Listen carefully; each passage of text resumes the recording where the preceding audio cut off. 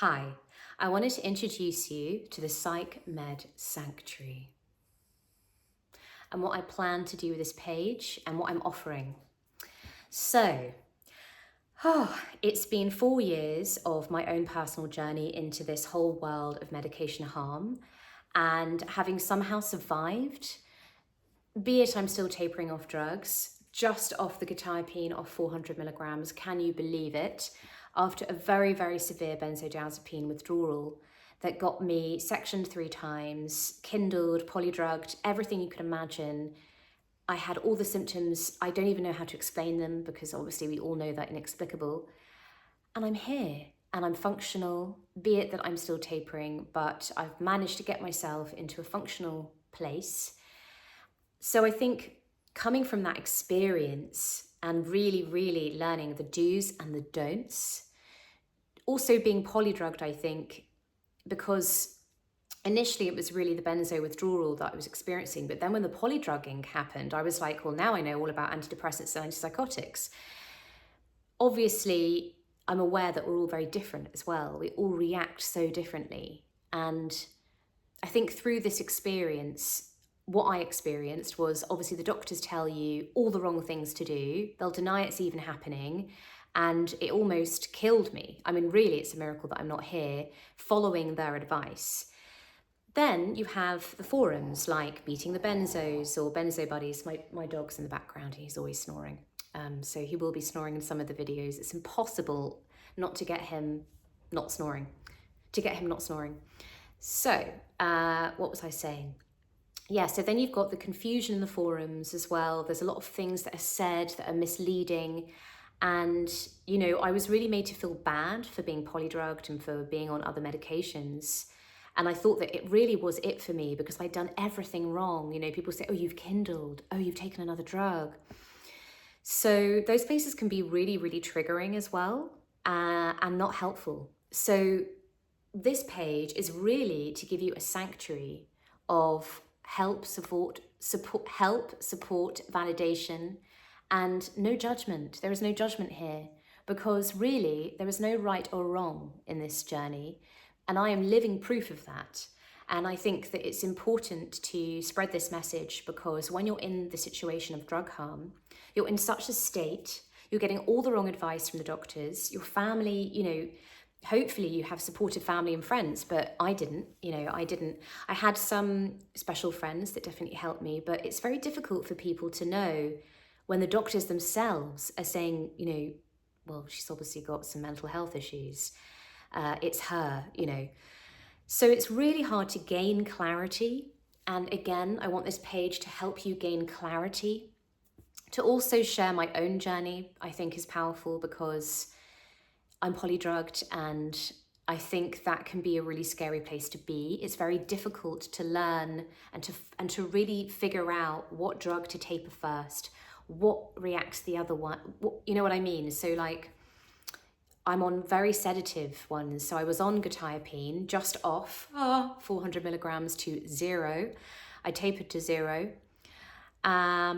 And then mirtazapine, very sedating, and then there's lorazepam. So I'm on a very tiny bit of the benzo, and I can't wait to share the video with you when I'm off it, and I'm okay, nothing bad has happened.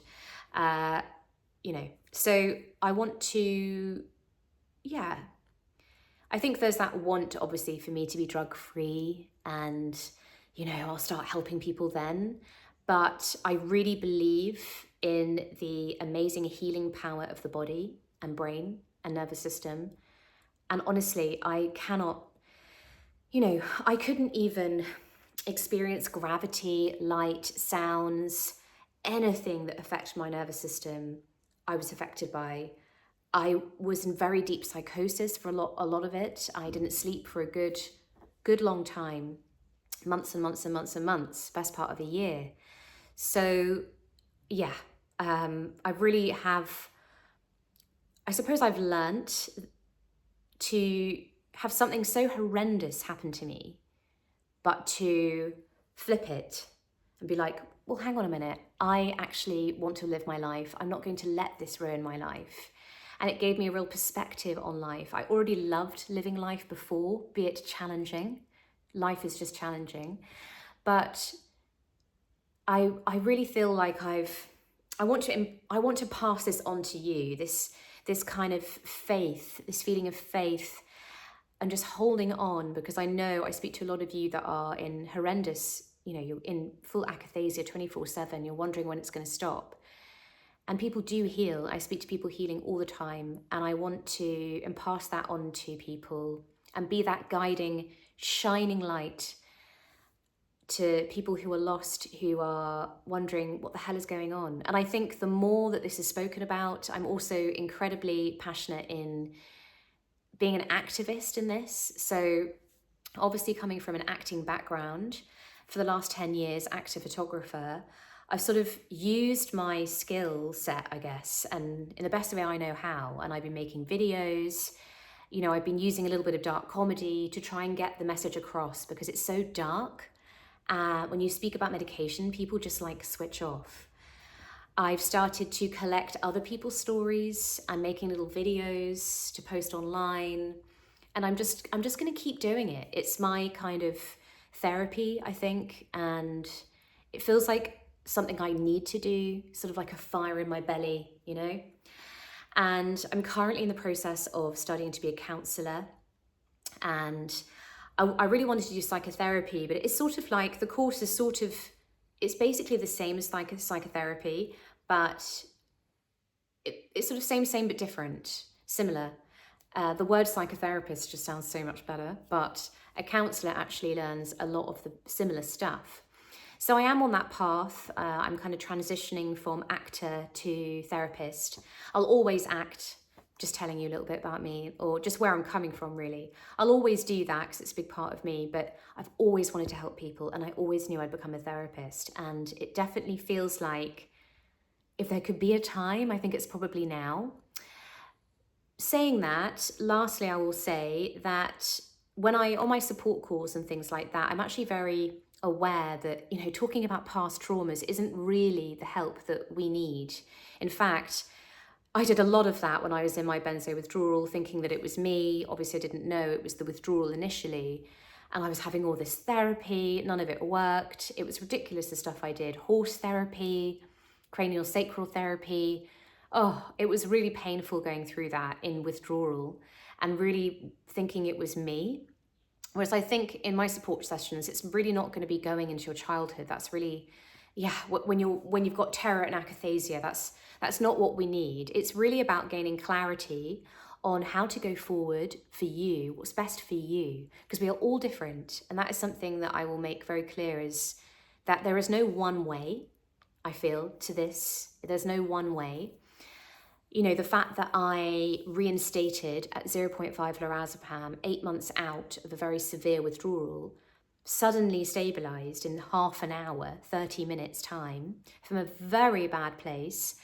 At the time, I was on 30 milligrams of mirtazapine, 400 milligrams of quetiapine, and neither of those had given me any relief. If not, they'd made me feel worse. At that point, the stuff I was experiencing, it was hard to know what was what, because it was so bad. Pacing, screaming, everything. And I come back in that moment, and ever since I've been tapering. So it doesn't make sense that it happened 8 months out. It doesn't make sense at that moment why it happened. But it taught me that we're told that we're not meant to take other drugs. We're told that we're not meant to reinstate. We're told so many things. Not to say that you should reinstate, because also I did try that earlier, and it didn't work, and it did make me feel worse in the acute, like in the early months of the withdrawal, the benzo withdrawal. So, I think the decisions and the support calls that I give are really to go through the options with you, to figure out, okay, so how does it feel when you taper that drug? If you're on more than one drug as well, it's important to decipher, like, okay, well, which drug do I need to do first?